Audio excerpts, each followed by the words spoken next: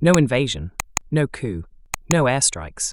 In 2026, the most consequential shift in global power is happening through pipelines, ports, loan agreements, and lines of code.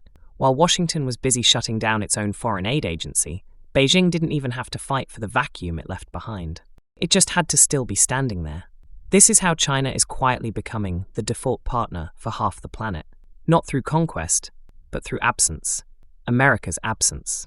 To understand what's happening now, you need to understand what just collapsed. For decades, USAID was the backbone of American soft power. Malaria clinics, disaster relief, democracy programs, food aid, all stamped with the American flag. It was an influence you couldn't buy with a warship. Then came the purge. In 2025, the US State Department confirmed the near-total gutting of USAID, with roughly 83% of its programs officially cut. 7 decades of American development leadership dismantled in months. And it wasn't just the US. By 2026, foreign aid budgets across the Western world had cratered, down more than a quarter in Canada and Germany, and close to 40% in Britain compared to just 3 years earlier. This wasn't a slow decline, it was a controlled demolition. And here's the uncomfortable truth for Washington. China didn't have to outcompete America in the global south, it just had to wait for America to leave the room. Here's where most coverage of this story gets it wrong. The assumption is that China is aggressively flooding in to fill the void, writing checks, building airports, buying loyalty. The reality in 2026 is messier, and honestly, more interesting. China's own Belt and Road lending has been shrinking for years. Loan pledges to the Shanghai Cooperation Organization dropped from $5 billion in 2014 to just $1.4 billion by late 2025. Beijing has openly rebranded its strategy around small and beautiful projects, a polite way of saying, we're scaling back. In some countries like Ethiopia, China has paused new lending entirely. And here's the other myth. Most of what people call Chinese aid was never aid at all. It was loans and commercial investment. Over $300 billion in Chinese corporate investment, and hundreds of billions more dispersed through China's Export-Import Bank. Business, not charity. So if China isn't storming in to replace USAID, what exactly is it winning? The answer isn't generosity, it's leverage.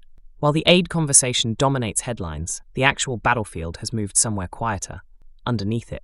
It's called the Digital Silk Road. Chinese telecom equipment, surveillance systems, mobile payment platforms, and AI infrastructure are being built into the daily operating systems of dozens of developing countries. Once a country's networks, cameras, and cloud servers run on Chinese hardware, that relationship doesn't get undone with a change of government. It's baked into the concrete. And just this month, Beijing took it a step further.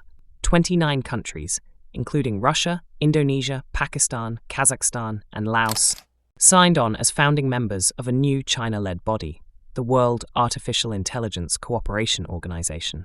The explicit goal is to give the Global South an AI ecosystem that doesn't run through Washington or Silicon Valley.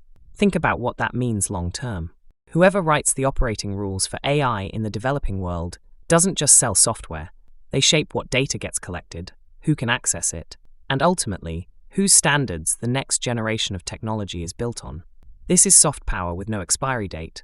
You can cut a check. You can't easily rip out a telecom network. Even where China is pulling back on lending, it's doubling down on trade and using it as a substitute for influence that used to come through aid.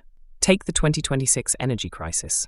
When the Strait of Hormuz was blockaded and both Washington and Moscow leaned on Beijing to buy their oil and gas to plug the gap, China did something telling. It turned toward the Global South instead.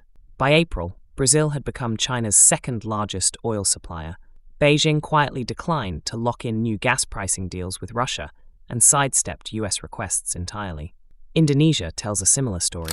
Just this year, Jakarta signed $10 billion in fresh agreements with Beijing, a deliberate pivot toward China for economic growth, testing how far Indonesia can lean toward Beijing while still keeping Washington close. Africa's numbers moved too.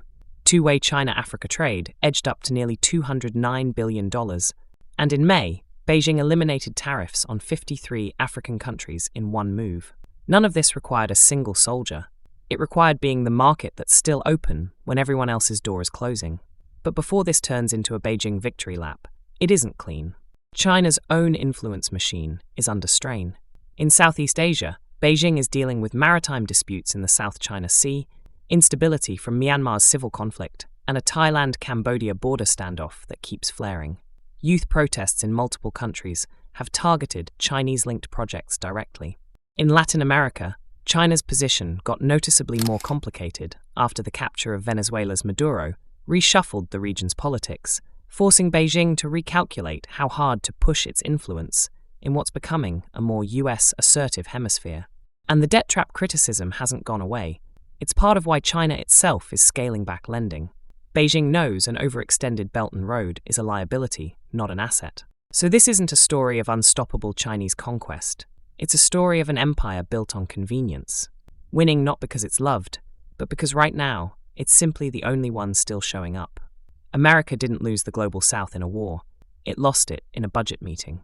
And China isn't winning it with grand strategy. It's winning it by default. One trade deal, one server rack, one aid cut at a time. The question for the next 5 years isn't whether China will dominate the global south. It's whether anyone will bother competing for it at all.